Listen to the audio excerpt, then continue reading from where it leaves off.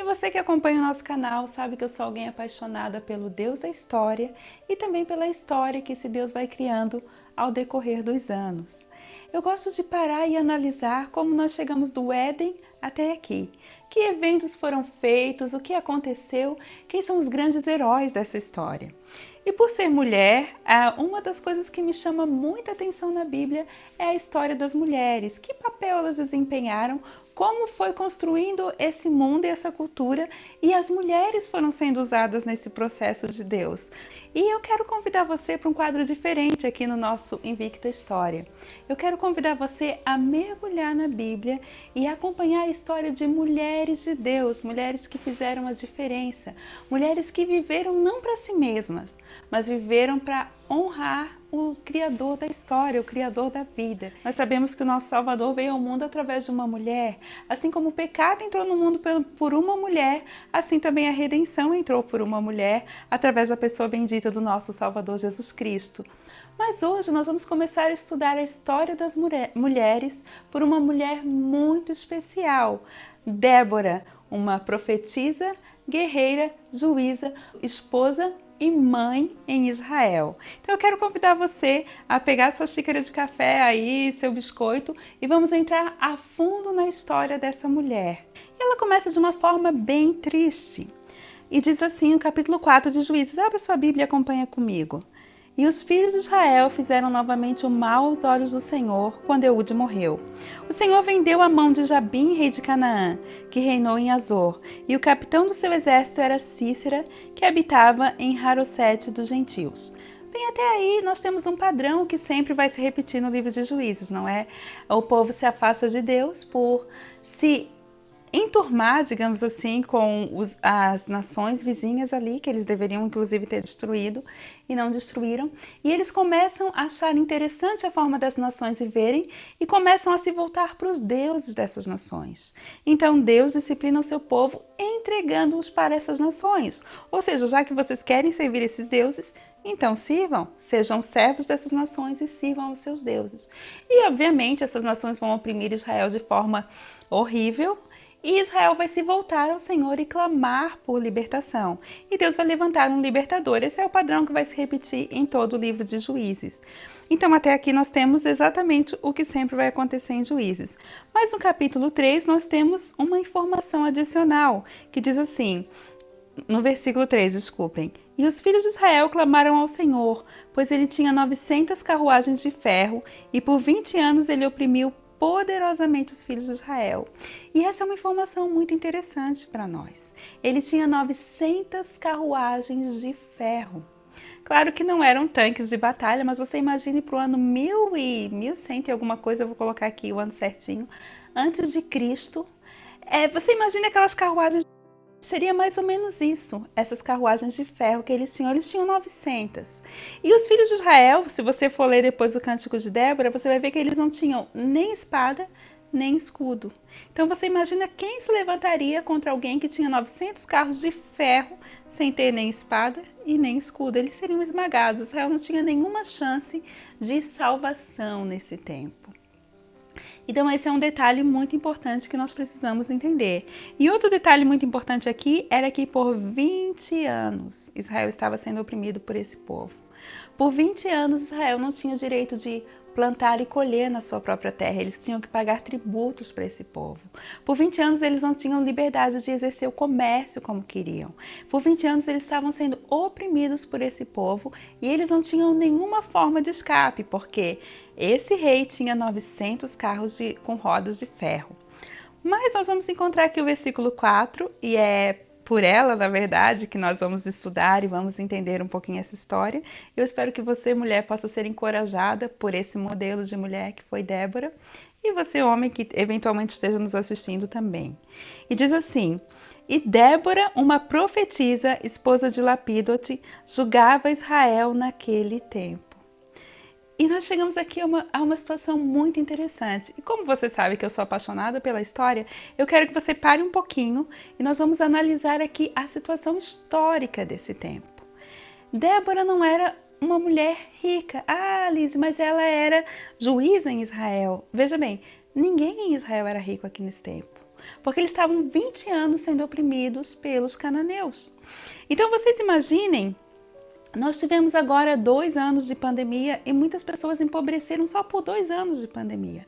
Agora você imagine 20 anos onde o povo não podia plantar e colher. Tinha que pagar tributos. Se você depois ler o Cântico de Débora, você vai ver que as vilas cessaram em Israel. Eles não tinham mais o acesso pelas rotas principais. Eles tinham que seguir desviando por caminhos tortuosos para tentar buscar inclusive a sua água, porque o inimigo estava ali. Então, 20 anos esse povo vivia dessa forma. E Débora era uma mulher naquele tempo. E o que Débora poderia fazer naquele tempo? Como Débora poderia ser a diferença naquele tempo? Débora não poderia fazer nada. Se você olhar para a história de Débora, para a cultura daquele tempo, você vai ver que Débora não poderia fazer nada, a não ser chorar.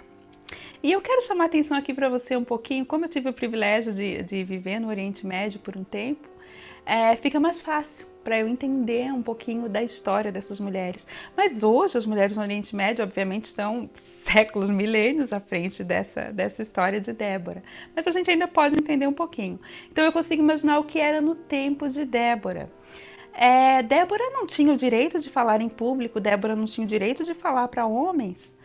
Débora, a Bíblia diz que ela era esposa. Então ela tinha que fazer toda a lida da sua casa, porque ela com certeza não tinha muitas servas, e mesmo que as tivesse, era uma época de pobreza e de fome. Então, nós, né, que somos mulheres da atualidade, às vezes nos queixamos por ter que lavar roupa, quando a roupa é lavada, na verdade, na máquina de lavar, não é? Fazer pão, na maioria das vezes nós compramos, mas quando nós decidimos fazer um pão, por prazer de fazer o pão, nós pegamos o trigo que já está ensacado, o leite que já está enlatado, né? E nós só usamos aqueles ingredientes que já estão ali em casa. Na verdade, no tempo de Débora não era assim. Né? Era tudo muito difícil. Fazer um pão era algo que exigia bastante trabalho. Fazer uma carne exigia bastante trabalho. Buscar a água exigia bastante trabalho. E Débora era essa mulher esposa que tinha todo esse trabalho.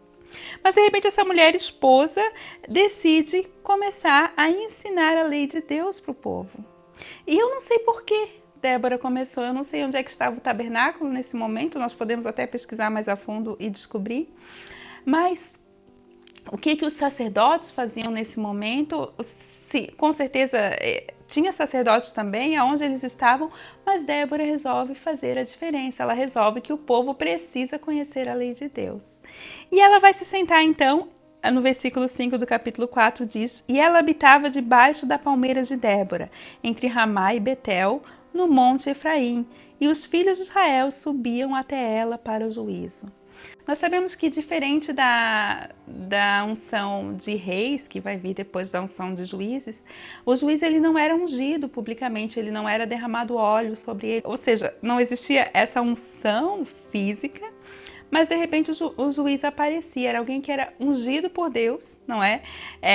No seu secreto, e essa pessoa era alguém que se dedicava ao conhecimento de Deus e ela começava a ensinar o povo e a liderar o povo de volta para o Senhor. E as pessoas do povo começavam a reconhecer que esse juiz, esse líder, era alguém que tinha algo de Deus e começavam a segui-lo. Então nós temos aqui Débora e ela sentava embaixo da palmeira. Eu imagino que essa mulher tão atarefada, com tantas coisas para fazer em casa, num tempo que a mulher não era valorizada, saía da sua casa para se sentar embaixo de uma palmeira e ensinar a lei de Deus para o povo e ensinar o povo a se voltar para o Senhor e chamar o povo para se voltar para o Deus de Israel. Eu imagino que isso não tenha sido uma tarefa fácil, você com certeza pode imaginar comigo. E nesse pequeno devocional de hoje eu quero desafiar você a fazer exatamente isso. O que, Lizy? Sentar embaixo da palmeira? Não. Fazer exatamente aquilo que parece impossível ou difícil demais para você. Fazer aquilo que estiver ao seu alcance ou talvez aquilo que não estiver ao seu alcance para chamar o povo a se voltar para Deus. Porque embora os tempos sejam difíceis e as situações sejam desafiadoras nesse momento que nós estamos vivendo. É quando o povo se volta para Deus que o milagre começa a acontecer e que a vida começa a mudar. E eu quero fazer com você aí uma série de algumas semanas sobre Débora, mas nesse devocional de hoje eu quero encerrar por aqui. Eu quero convidar você a se colocar na mão de Deus e dizer: eu estou disponível, apesar da minha limitação, apesar das minhas necessidades, apesar da situação ser difícil, eu quero me colocar diante de Ti, Senhor, e fazer a diferença para o meu povo. E eu quero convidar você a ir a Deus em oração, a se entregar ao Senhor nessa manhã e dizer para Deus: Senhor, eis-me aqui. Eu quero estar pronta para aquilo que o Senhor tem para mim. Que Deus abençoe você, em nome de Jesus.